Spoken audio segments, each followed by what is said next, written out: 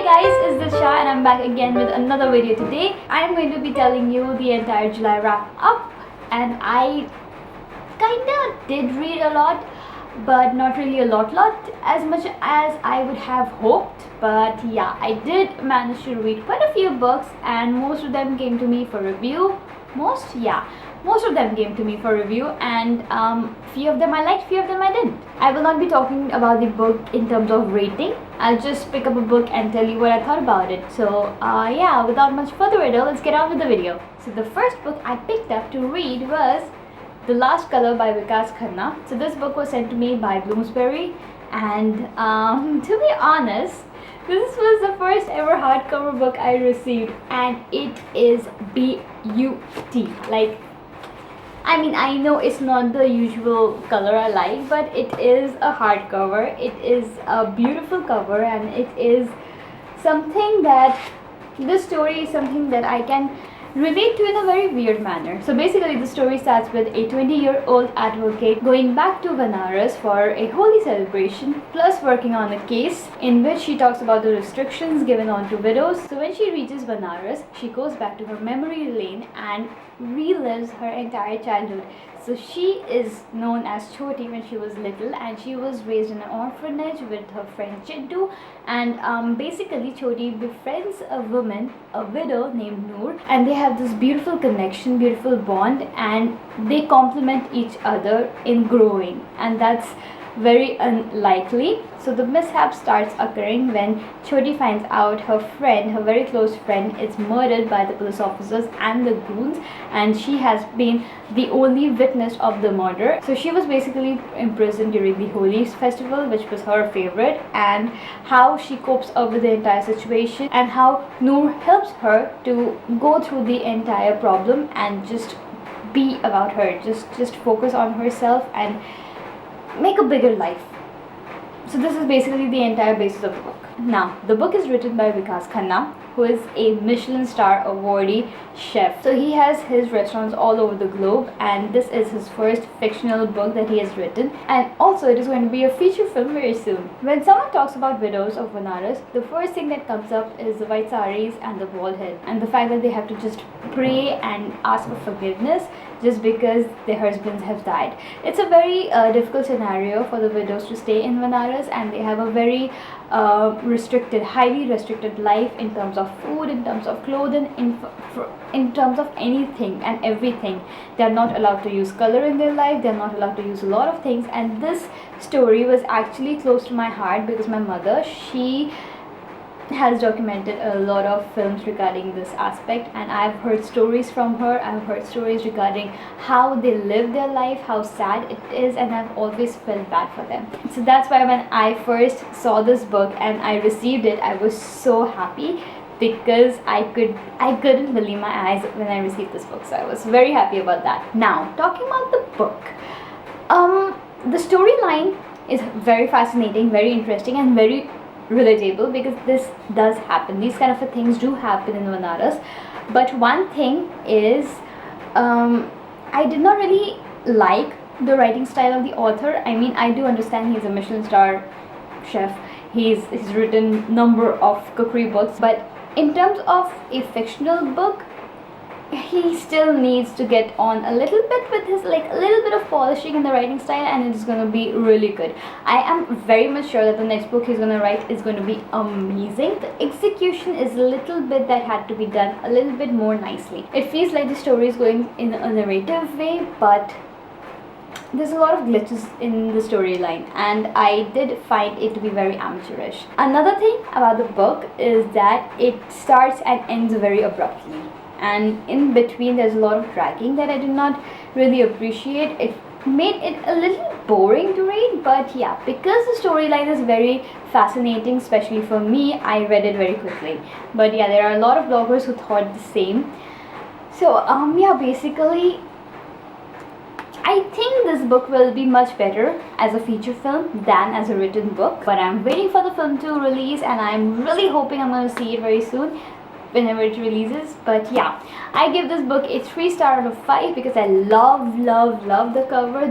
The actor who's playing the character Noor is my all-time favorite, Neena Gupta, and the author has directed the film. So I think I have a gut feeling that the film will be much better than the book. So yeah. So the next book that I read was Till the End of Forever by Bewitchingly. So this book basically talks about Avni and Ayan. Both of them have a very brutal past, and that pain and suffering basically gets them together, but the happiness gets punctured because Ayan was held responsible for a murder of his friend, and that's when Avni basically tries to put together every single aspect so that he can be free, but that also reflects on her issues. At the end, basically Avni and Ayan, they're fighting for each other, and their love is trying to coexist in between.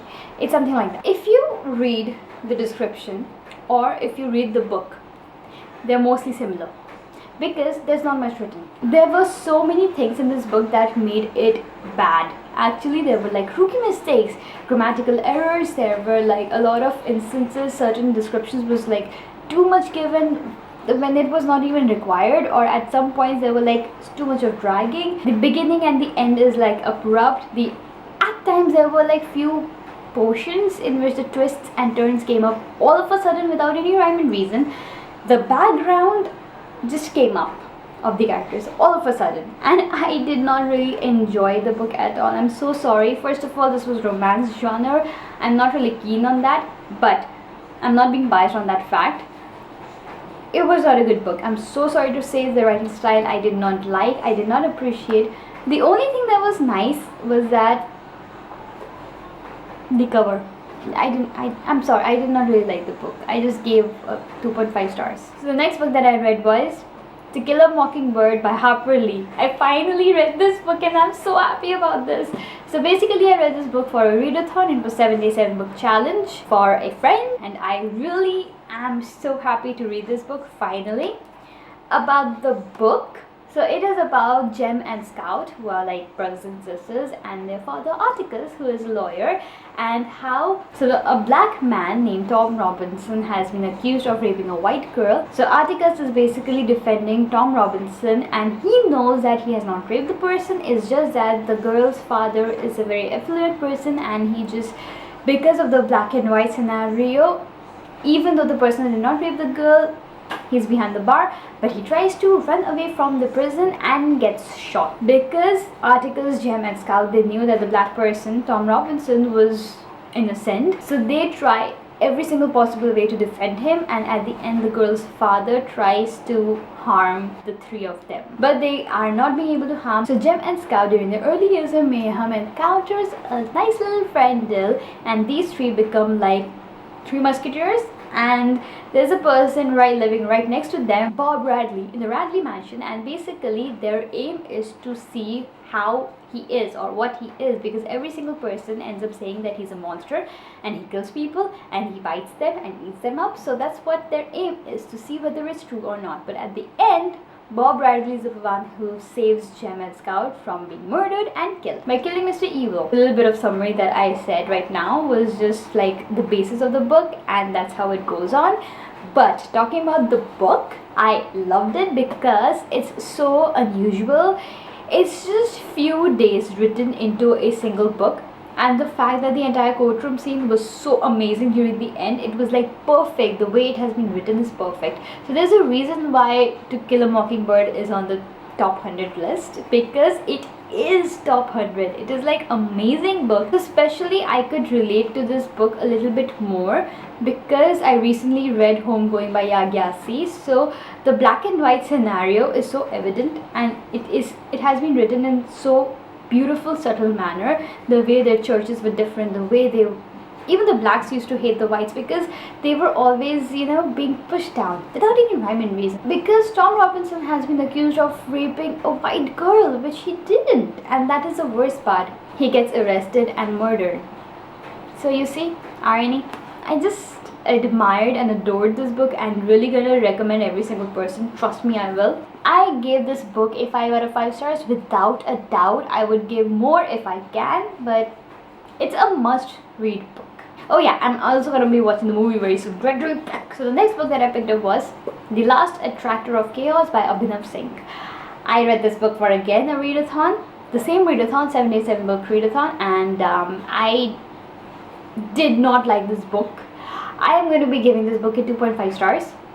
Firstly, this book is about Shruti Rathore and Ashwin Rathore. They are married, and Shruti basically is an undercover agent for the Indian government, and Ashwin Rathore is basically a physics professor who works at BARC. So basically, Ashwin Rathore has created this anti-nuclear weapon called Kali that kills all the missiles, everything, by just dropping them, and there's like magnetic waves around it. So the Kali weapon has been stolen, and Shruti Rathore has been accused of it. Weird. So the starting of a book, there's a trial scenario going on in which Kali, like a protection trial going on with the army officers, and Mr. Mehta, who is a code breaker, is there so that he can handle the entire situation. But he was about to get murdered. It was a fake trial. It was actually in terms of stealing the weapon called Kali. He runs away from there by killing the others, but ends up hanging himself. Shruti Rathore receives a file in which the entire Mr. Mehta's details are there, and she finds a microdot over there which she hides, and Ashwin Rathore has to return the file, and he gets murdered. And back to an afterlife scenario where Ashwin Rathore is basically trying to save Shruti Rathore from getting murdered or evicted or being killed, because Shruti is pregnant, 6 months pregnant, and she's pulling off badass stunts to save herself and her honor and her dignity. So in this entire thing, the only person who helps her basically in the physical world is Mr. Atul, who has been there with her for like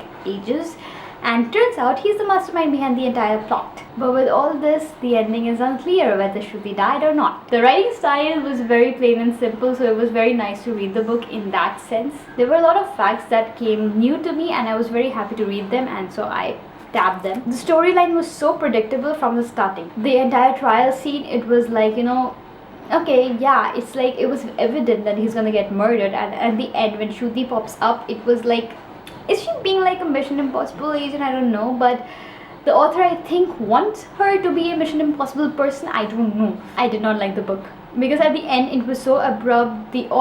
The first 3 chapters, to be honest, I was actually interested in because it was intense, it was gripping, and the way Ashwin Rathore dies, I really liked that part. But the moment Ashwin Rathore dies and the afterlife thing pops up, it was not required. I mean, it was. I felt like the author was trying to fill up chapters by writing that. I mean, there were a lot of factors in that really I really liked in terms of knowing them, and like the facts were there. It was like unusual facts, interesting scientific facts, relatable, but they were it was not required, but still the author wrote. I don't know why. The ending was way too much abrupt, and the worst part was it was so predictable. I did not like it. I give this book a 2.5 stars. Could have written a much better book. Actually could have written a much better book, but 2.5 stars. The last book that I read, Rafina by Chandana Minhas. This book was sent to me by Pan Macklin, India. So this book is about a girl called Rafina whose father is a policeman and he dies, and they have to evacuate the quarter within an year, and her mother is working in a factory and she does not want to do that. Her younger brother is still studying and he gets into mob affairs and he tries not to be into the educational atmosphere. So Rafina is the one with big ambition, and she thinks that she's very beautiful and she wants to become a model or be into the lifestyle and film area. She starts working with her khala, basically her aunt, who is her mother's best friend. So they start working together as a parlor maid, and she starts eventually becoming a tea person over there in a very renowned salon in Pakistan, but she's not good at her work, so she becomes a tea person, and eventually she becomes a model.